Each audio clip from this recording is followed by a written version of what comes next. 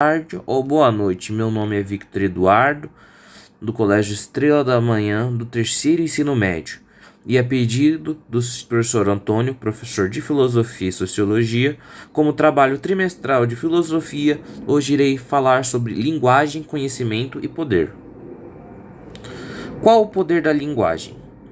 Aquele que domina a linguagem domina também algum tipo de poder? É o que nós vamos ver hoje.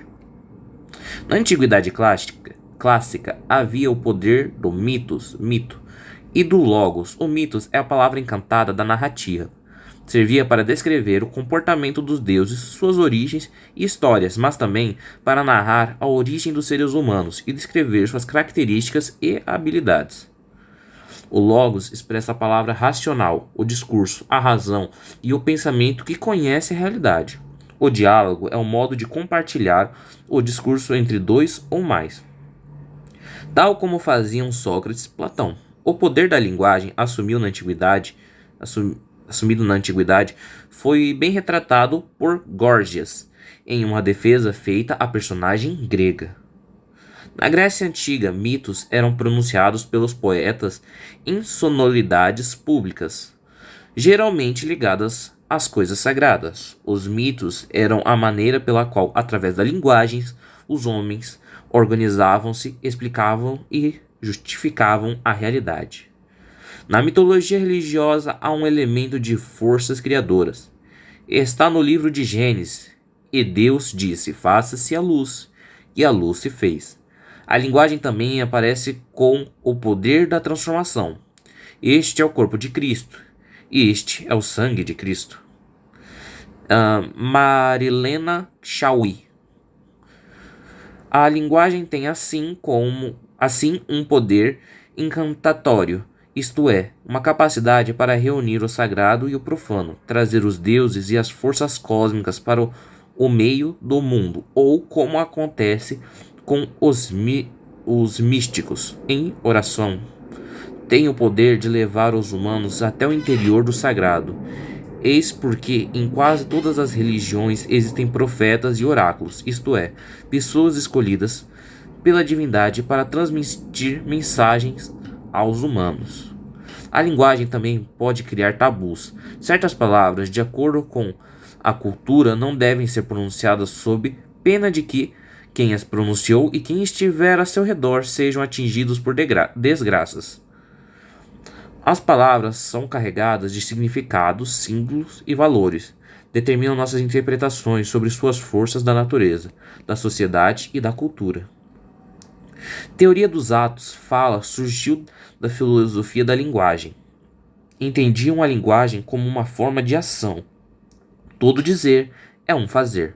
Passaram a se refletir sobre os diversos tipos de ações humanas que se realizavam através da linguagem, os atos de fala.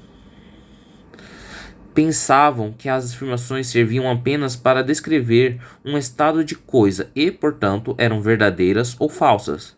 Austin põe em xeque essa visão descritiva da linguagem. Mostrou em certas afirmações não servem para descrever nada mais, mas sim para realizar ações. Inicialmente, Austin, 1962, distinguiu dois tipos de enunciados: os constativos e os performativos. Enunciativos constatativos são aqueles que descrevem ou relatam um estado de coisas. Se submetem ao critério de verificabilidade, isto é, podem ser rotulados de verdadeiros ou falsos. São os enunciados comumente denominados de afirmações, descrições ou relatos. Exemplo: eu jogo futebol, a Terra gira em torno do Sol, etc. Enunciados são enunciados que descrevem, não relatam nem constam absolutamente nada. Não se submetem ao critério de verificabilidade.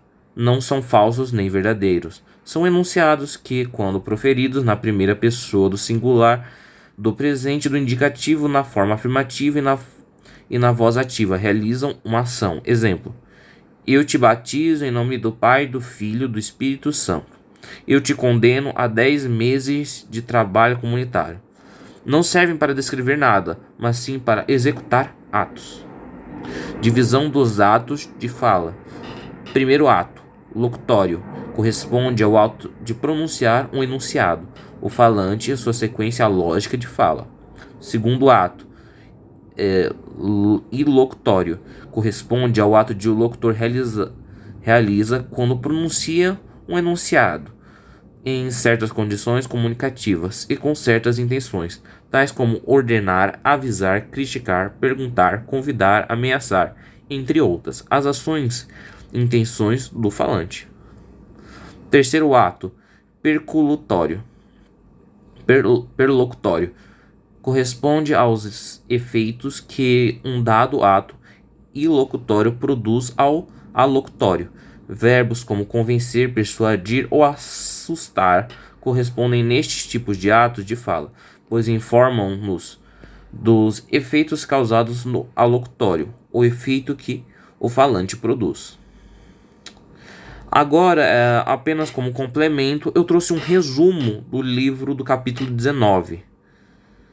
A linguagem, aqui a linguagem, os atos de fala, a dominação pela língua.